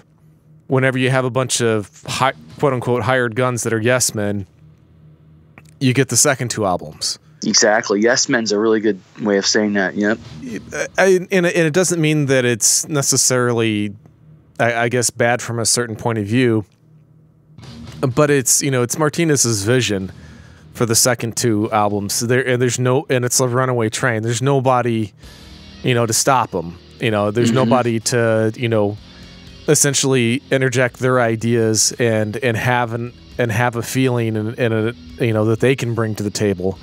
And I think it actually it proves what's wrong in music over and over and over again, actually, is the fact that I think people get too sensitive and they get so protective of their intellectual properties that they they're like Gollum, with the one ring. They, it's their precious, Exactly. And they don't want to share it with anybody. And whenever you actually are able to bring a different view and some perspective to the table, you get a better product.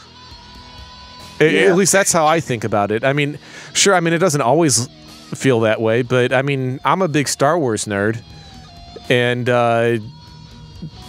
one of the best movies from Star Wars is one that George Lucas didn't direct, and that's Empire Strikes Back. Exactly. So I think that kind of proves the point. Yes, he has a vision, but just because it's so good in his head doesn't mean that it's going to be translated that way to everybody else. And that's what I feel that's what happened on the second two albums, is that it was lost in that translation because he needed other people to bounce it off of, because he only saw it one way, and that's what you get whenever you only have one vision. You got to be able to share it and have other people add to it. And that's how I guess the only time that stuff like that doesn't necessarily work is like with visual art, because you can it's so easy to see, because you can literally translate what it is that you're thinking of. But for the most part, for anything that's oral, you have to. I think you have to have some sort of interjection by other people. Well, and I think it was weird. It's almost like a Dave Mustaine, right? Like in the sense, like I get kind of the same impression, especially with Roger Martinez at this time, that it was almost like no, this is my band. I wouldn't call that a Dave Mustaine as much as I would call it an Axl Rose, because unfortunately, I think there is a huge difference between a lead singer who thinks they own the band just because they have ownership of a copyright of a name, and a lead singer-guitarist who actually does create the majority of the music. I agree with that. I get both examples, but I agree with that distinction you just made. Well, and I think it also showed that Martinez had kind of fallen out with the times a little bit, because at this point, Mortification is smashing Vengeance as far as being the most extreme, the heaviest, and I don't think there was any animosity there. Even after he went like Steve satanic Rose on the released album. So there's definitely a collaboration still there. But even whenever he went satanic, he still described Steve Rose as a nice guy. But what's interesting about it is that they were I remember reading old snippets and old copies of HM Magazine where Martinez was describing Destruction Comes and even Released Upon the Earth as grindcore records. And, they're not that by any stretch of the imagination. No, not so, quite. I don't think I don't know if he understood what the term meant or, what it implied musically, but, what you get on Destruction Comes is a pretty admirable record considering all the stuff that went into making it. Because the song Bishops is it Bishops of Soul? No, that's on the next one. Yeah, it's on the next one. But I'm thinking of Before the Time. That was the big single on this one. It's funny about Before the Time because I've spent my whole those early years getting into metal, going from Petra to Stryper, to going from Stryper to Vengeance and Deliverance and all that. I tell my mom and dad, this is Christian music. I swear this is Christian music. They never took the time of day to read the lyrics. They didn't go to Creation and have the CD cover comparison. So I'm trying to sell these guys, sell myself, and say look, I'm listening. I swear to you, I'm listening to Christian music. And then what do? They put that Before the Time video out, and I rent that from a Christian bookstore, the Hot Metal 4 or whatever it's called, the video. And that's a compilation of all these music videos. What you have Shout and Vengeance Rising and Deliverance and all these bands. And I put on that Before the Time, and what happens? My mom walks in the room, and there's the freaking band playing in a satanic church, and you got the dudes spinning their hair with pentagrams everywhere. and you got Roger Martinez standing there with a demon face mask on. Did you guys see this music? You know what I'm talking about? Yeah. He's like holding a skull at one point. Yeah, he's got the skulls in his hands, and he's in a casket at one point, and I'm like, man, this is making this really, really hard to sell for my parents. Like, I'm kind of screwed at this point. Like, I got nothing at this point. But, yeah, I mean, I like the album. I think the album has a punk rock quality to it that I like. It's not as good produced, but there's a lot of 3-chord, 4-chord kind of like trashy, fast songs.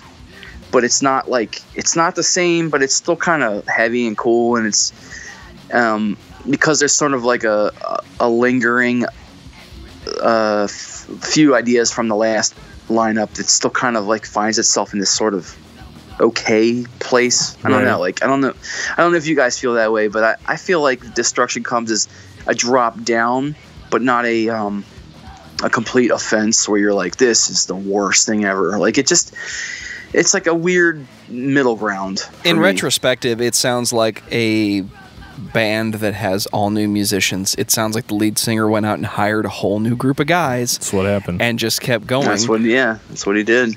Well, Ocha did a much better job on this recording than he did on Mortification's Primitive Rhythm Machine, but we won't get into that. Released I'm not gonna upon debate that the Earth, 1992. I've been avoiding talking about this one. I wanted to tell you real quick before we move on to the Release Upon the Earth. I actually reached out to Alan McGuire. He's the singer of Scattered Few, who was on the song Regal. I Googled this word. I'm like, what is Regal? And I Googled it, and the only thing that comes up in Google for like 3-4 pages of Google is vengeance. So I'm like, that's funny. What is this freaking word? So I emailed Alan McGuire today, actually, to ask him, like, can you please give me some context behind this song? And the only thing he said to me was, I have no idea what the word means. He's like, I remember being really busy with something and not being able to make the sessions. I blew into the studio, I did my thing, chatted a little bit, and then I left. And I'm like, okay, what the hell does this word mean? Like, even the guys who recorded the song don't even know what it means. And should have really emailed funny. Roger, but you probably wouldn't have got a response. Man, I have reached out to him so many times. We when Travis and I were doing the show, and Travis might still be trying to do this, I'm not sure, but we tried to get Roger Martinez. We wanted to be the one interview where we got the guy and got that other side of the story. And that dude it's impossible, man. If Travis gets Roger Martinez on his show, I will applaud him till the end of time, because it's just not going to happen, man. I'm still waiting for Realms of Blasphemy to come out. It's 2018. I'm going to try too, especially because we're, I don't know if he talked to us or not, especially once we post this one, but it'd be interesting to see if we could get him on it. And dude, we would totally be straight about it. Let's talk about a band that you like, Exactly. Totally. I mean, I would love to just hear him talk about whatever, just to get him. The only other thing I wanted to say real quick was that Chris Hyde, the drummer on Destruction Comes, was the drummer of Deliverance. And he actually passed away. Yeah. Yeah. I just wanted to give him a little shout out because he was a great guy, great drummer. Yeah. So never forget. So Released Upon the Earth. We don't have to talk about it long. Well, okay. So Help Me goes on for fucking ever. Yeah. Oh my God. Okay. What do you guys think about that? The fact that the first song's called Help Me. Is this an attempt for him to reach out for some help? Or an actual cry for help? Because it sure sounds like it. Yeah. It's just wanking, it's just wank the whole time, and it's not even a real song. My wife and I were listening to it on the way over. We were going to her mom's house today, and I popped this in, in the spirit of the episode or whatever, and she was like, okay, so I hear all the soloing, but where's the song? She's like, there's no song here. Yeah.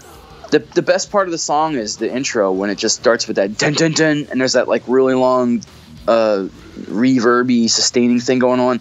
It's kind of a cool intro, but then when it kicks in, you're just sort of like, where's this going? And it just goes on and on and It should have been a 30-second intro. It goes on for 5 minutes. Yeah, it's really weird. Yeah. It's fucked up. And like, okay, so what was the deal with Roger's vocals on this? Yeah, sometimes he sings like old school, and then other times he tries to do Steve Rowe. He's trying to do Steve Rowe, and he's doing a really bad job of it, except for when it actually is Steve Rowe.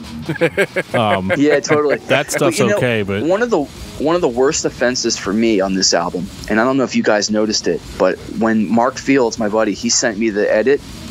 So what he does is he takes a 6-minute long version of the songs on this album, and he cut it into like 3 minutes. So what it helped me notice was that there's no metronome on this album. So, and these songs start out in one tempo and they end in a different tempo. And when you cut it down from a 6-minute to a 3-minute, you immediately notice that the songs start to speed up, or slow down, whatever the case. It's a sloppily performed album. Like it's very sloppy. It's very all over the place. It sounds very shit out. Yeah. And, I liked it when it came out because it was heavy and it was weird. And ultimately, again, the album covers always sell me. And Roger Martinez as sort of a madman always has sold me. So, like, when he does his vocals, no matter what they are, there's a part of me that kind of just likes it. But what's ultimately offensive about this album is, like, you have the perfect storm of terrible songs, terrible performances, and an album cover that finally isn't controversial. It's kind of boring. It's nothing. It's nothing at all. It's nothing. What is it, like a sewage plant? It almost seems like a rip off of the Mortification self-titled album. Yeah, I mean it's got the logo. The logo will still have me buying that cassette, but it's just you put it on now and again on this side of the world, at my age now, I put it on and able to kind of like gauge. I haven't listened to it in a long time, so when I went back and listened to it for this episode, and kind of like was thinking about it more critically, you start to notice a lot of stuff about it that's just really bad. And this is the one album in their whole discography where I'm like, this is an absolute catastrophe. This doesn't do anything for me, and I hate saying that. But the saddest part about it for me is that this is the album where, like, okay, they started off as being kind of one of the premier bands. Like on Human Sacrifice and Once Dead, you had a band that you could show right up next to any secular band and say, this is just as good. Released Upon the Earth is that record that confirms that Christian music isn't as good as non-Christian music. Yeah. And it's like, clearly they listen to metal bands, but they can't perform it. They can't do it. Yeah. And that sucks. The first song on the album is an instrumental. Like it's not really, I mean, I guess because he's singing Help Me, it's not an instrumental, but it's just really kind of like not a song. It's you have this first song that's like a long droning thing that's just going in repetitive motion. It's not like going anywhere. It's sort of just one musical piece that's just continuing for too long with him screaming over it, and it goes on and on and on. I'm like, why would they open the record with that? Like, it's just, like you said, it should have been maybe like 2 minutes long or whatever, just sort of a prelude to something else and connect to something, but it just doesn't. And it's just a very weird way to open a record. It's weird seeing the evolution of a band, and like we saw it with Mortification. Like, at least Vengeance was done after this. With a band like Mortification or even Tourniquet, depending on who you ask, it's weird to see that those bands continued. But again, there's a reason for that, because Roger Martinez, being the evangelical lead singer of a Christian metal band as he was, decided that, well, he just didn't feel that way anymore. Yeah, like. And that's when the Mail Out came out, the coming out party. Hey, guys. You might want to sit down for this one. Well, I mean, not to bore you guys, but I mean, okay. Clearly there was an issue of being bitter. He thought that he was going to take the name and take the band and do something bigger with it. And he didn't have a band to back him up. And it didn't go very well. These records are not good. He did a really long instrumental called Out of Bounds on the album. It was like a douche fest of a song that just honestly, it just sounds like sound check music, like a music like, hey, let's jam something out. and like get the sound check right, and they put it on the album. It doesn't make any sense whatsoever. It's garbage. There's a couple good songs. Human Dark Potential is probably my favorite. Bishop of Souls is pretty good. Bishop of Souls, yeah. They probably should have ended the album with Tion or Tion or however you say that. But anyway, things did not go very well, and then the big, he'd been hurt and ripped off and whatever the things are. I mean, ultimately, I just think that Roger Martinez was a man who wasn't very mentally stable. I mean, when you look at what happened when he took control, and then you look at like his big mail out letter and what had come after that, and the fact that he went from a theologically strong Christian guy to this extreme opposite of like, I'm so hurt, I'm going to blaspheme everybody. To me, it seems like there was something going on there that was not stable. And right, it's one thing to have a change of heart. It's another thing to go out of your way to contradict or like just cause damage, destroy everything that you did before. Yeah, I mean, you got to understand, like when that letter came out and some of the things that he had said right after it. I mean, he was going as deep as he was saying that, like, Bob Beeman's hand was the hand on the Human Sacrifice album cover, and that was the same hand he jerked off with, and like, he was saying crazy shit like that, and he was sharing like personal conversations between people where he had borrowed money and and had been ripped off, and equipment bills that were given to him, but I had listened to the interview he did that the Vengeance guys did with Travis on that one episode on As the Story Grows, and they were kind of playing down that sort of thing of like, he wanted to take the band, the name, and he wanted to take, he owned it. I mean, you could make the argument of like, okay, what if Destruction Comes made some money? What if it sold well because of the other albums? Those dudes didn't get any of that money. He did. So there was like a flip of that. You can look at it both ways, but ultimately, I don't think it worked out very well for him. And I think Die Happy was pretty successful because Die Happy was starting to get award nominations, and they were doing well. They were a little bit more aware of the times, and like, we were going back to the Seattle conversation. Like they were kind of pushing more of that Soundgarden and Alice in Chains thing, and I think they were maybe a little more commercially successful. So I think that maybe there was some jealousy there, but I think what happened with Roger Martinez is I mean, not to completely bore you and derail this conversation, but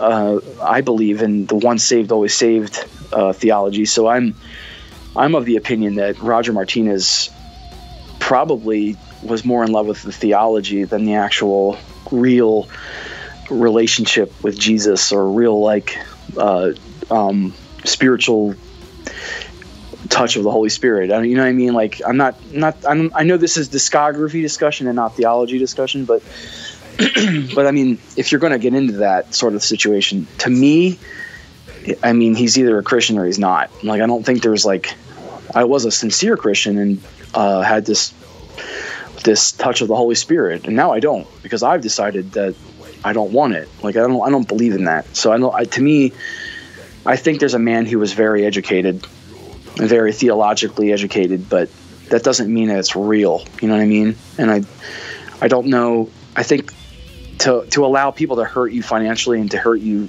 personally and spiritually, and to discourage you and to get bitter and jealous about whose band succeeded and did Vengeance sell as well as they did, all that stuff, to allow that to become what dictates your spiritual views is kind of like fake to me. And I don't really view Roger Martinez as somebody who's very was a Christian and now isn't. I don't get into that stuff. To me, it seems kind of like the dude wasn't very stable right in the first place. That's my opinion of it.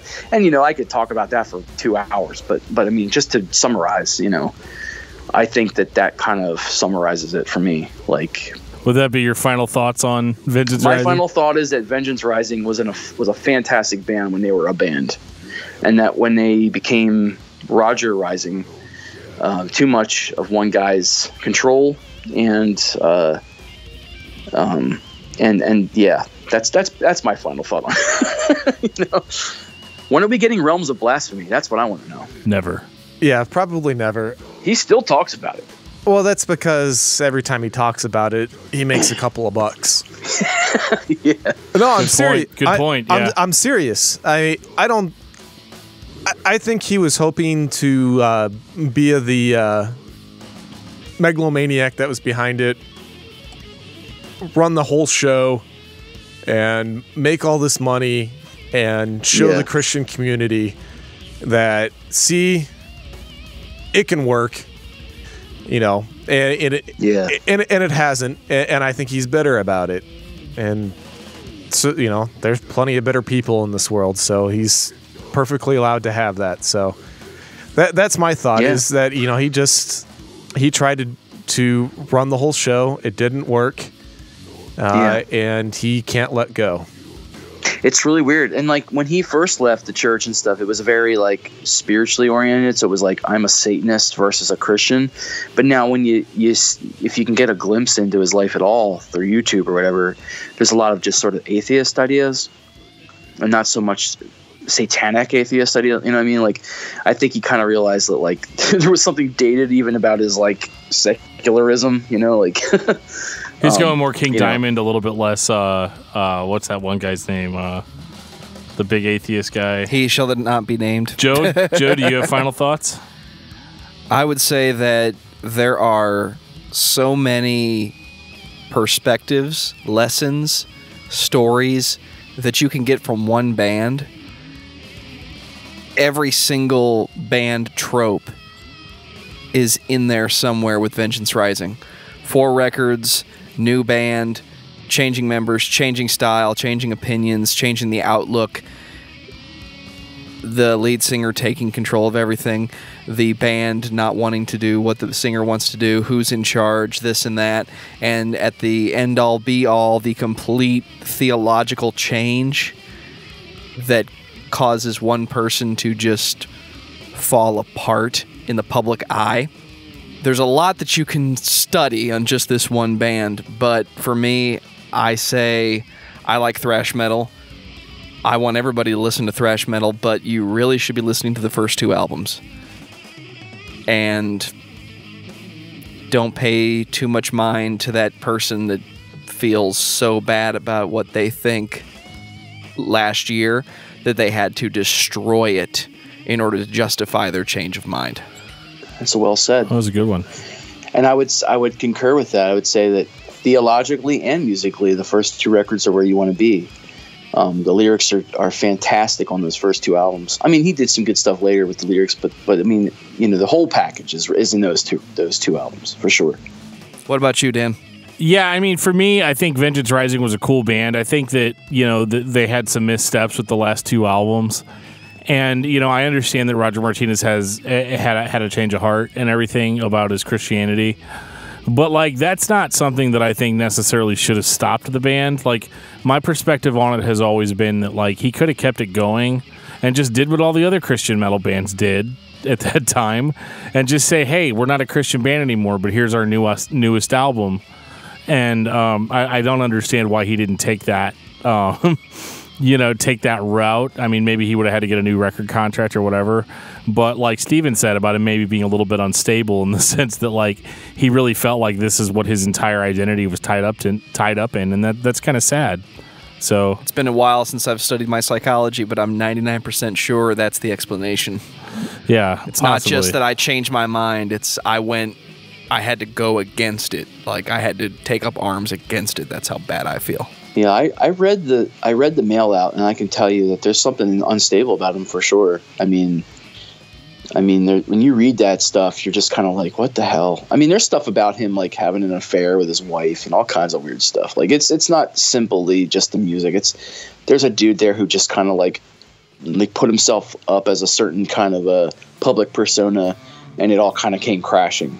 So I mean, and the other guys in the band, like it's I should probably preface this whole conversation by just telling you that, and the weirdest connection ever is that I had done a band called Tantrum of the Muse with a guy named Jim Settle, who was the bass player, and we did some albums and some tours and stuff, and had a pretty decent recognition, and he is now their lead singer, and they are reuniting and writing a new record. Yeah, as and Vengeance. He's their new singer, and so this is weird. As we're recording this, like no joke, guys, as we're recording this, he is in the studio right now doing the new Vengeance record, and there's this whole weird thing where I'm going through where I'm like, a good close friend of mine is the new Roger Martinez. Right. As we're recording this and discussing this, I mean, I have so much inside information about this band right now because my buddy's doing the vocals. Right. And it's like, so as we're talking about this kind of sad story about this, how it all kind of ended, there's this part of me that's like, these guys are the original guys, the real band of that band, like, are doing new music with a really good friend of mine.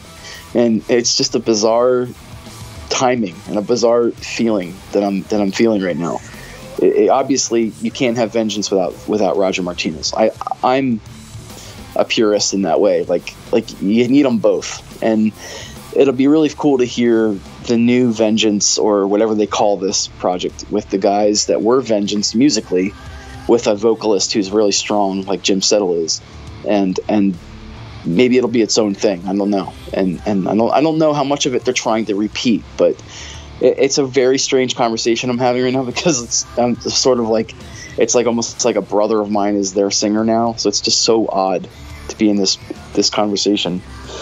But I think some good things are coming, though. I think I'm not in any way going to say that, like, get ready for the next Human Sacrifice. I'm not in that, because that was a time and a place and a specific timing and culture. But it'll be cool to hear those guys. They're very talented guys, and they're inspired right now. And Jim's inspired, and he's a really talented guy. So I think it'll be cool to hear something new from those dudes. And I kind of wish Roger Martinez would stop hiding from everybody and give us a little bit of just not be so on guard about it. It'd be nice to hear him just say, you know what, whatever, it was in the past. Right. Like, I can talk to you guys. I can appreciate that people love me and still appreciate me, and pray for me, even though I don't believe in that. It'd be nice to see that side of him. We're gonna wrap this guy up. Do you guys have a album of the week or something that you feel like everybody should be listening to? Oh yeah, I kind of mentioned it a little earlier on Facebook, and that's The Hammering Process. Okay. Wow, Dick. Yep. What a great record, right? That's Absolutely. funny, because mine was Inhabit, in honor of talking to DJ this week. Yeah. Yeah, I'm with you at the Inhabit, for sure. I want to give a shout out to the new Deliverance record that just came out. It's called The Subversive Kind. Okay. I haven't heard that yet. I finally got it on vinyl. They sent it to me, and it's really good. It's a throwback. It's got Victor Macias, however you say that, from Tourniquet, the classic Tourniquet, on bass, and it's got Jimmy from I'm not Jimmy. Sorry, Jimmy is the singer and guitarist. I was like, if it's not Jimmy, it's not Deliverance. Yeah. Yeah. Jim Chaffin, the drummer from the Crucified. Oh, okay, cool. And the Blame. And then they got Roger. They got their original guitarist back too. So it's a cool throwback to thrash and metal stuff. So sweet, I'll check that out. That's what I've been checking out lately. Megadeth, Dystopia. Still on that one, are you, Joe? I will not get off that one until Dave gives me a new one. There you go. Nice. Well, very cool. Steven, this was awesome, man. Yeah, thanks, guys, for having me on. I hope I didn't overwhelm you with my Vengeance conversations. I blame the Heaven Hill if that's the case. I mean, yeah, it's all good. No worries. Symposium Rising, I think, is going to be the theme. Symposium Rising. There you go. Very cool. Well, you guys can check out Unteachers. If you haven't heard Unteachers yet, you really need to. And you can find them on Bandcamp. Is it bandcamp.com/unteachers?